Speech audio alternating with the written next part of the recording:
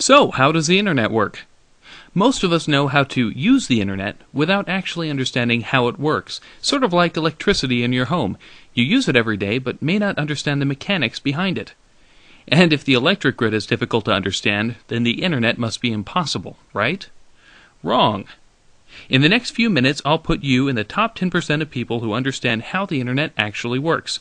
For SecurityCatalyst.com, I'm Aaron Titus. Whenever most people think of the internet, this is what comes to mind. The internet is not a bubble cloud, even in the new age of cloud computing. The whole fuzzy cloud picture was created by people more concerned about job security than education. This is the internet. The internet is a wire, actually buried in the ground. It might be fiber optics, copper, or occasionally beamed to satellites or through cell phone networks, but the internet is simply a wire. The internet is useful because two computers connected directly to this wire can communicate. A server is a special computer connected directly to the internet, and web pages are files on that server's hard drive. Every server has a unique Internet Protocol address, or IP address. Just like a postal address, IP addresses help computers find each other. But since 72.14.205.100 doesn't exactly roll off the tongue, we also give them names like Google.com, Facebook.com, or SecurityCatalyst.com. So this is how it works. Your computer at home is not a server, because it's not connected directly to the internet. Computers you and I use every day are called clients, because they're connected indirectly to the internet through an internet service provider. Here we'll pretend that this is my home laptop and I'm using DSL. Now let's pretend that I want to visit AOL.com, which is coincidentally both a server and an ISP. I hop onto my laptop with DSL, go through my ISP, onto the internet, and look at AOL.com.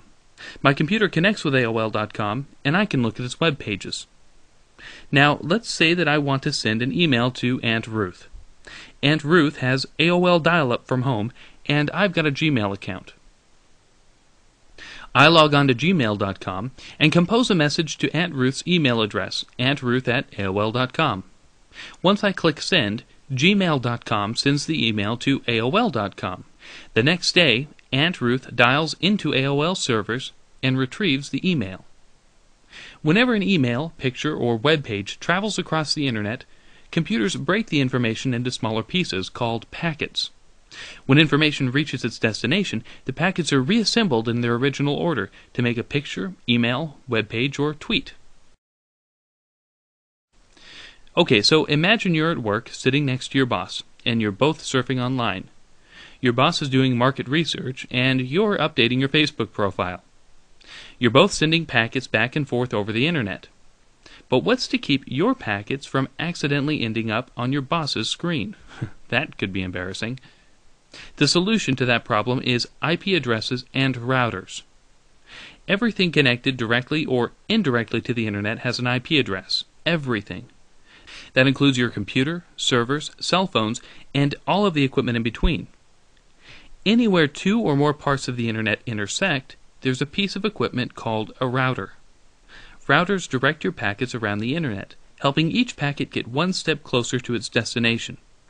Every time you visit a website, upwards of 10 to 15 routers may help your packets find their way to and from your computer. Imagine each packet as a piece of candy wrapped in several layers. The first layer is your computer's IP address. Your computer sends the packet to the first router, which adds its own IP address. Each time the packet reaches a new router, another layer is added until it reaches the server. Then, when the server sends back information, it creates packets with an identical wrapping. As the packet makes its way over the internet back to your computer, each router unwraps a layer to discover where to send the packet next until it reaches your computer and not your boss's. And that's how the internet works, in 5 minutes or less. And you're now easily in the top 10% of people who understand the basics of the internet. If you found this video helpful, check out SecurityCatalyst.com for all kinds of ideas on how to protect your information. I'm Aaron Titus.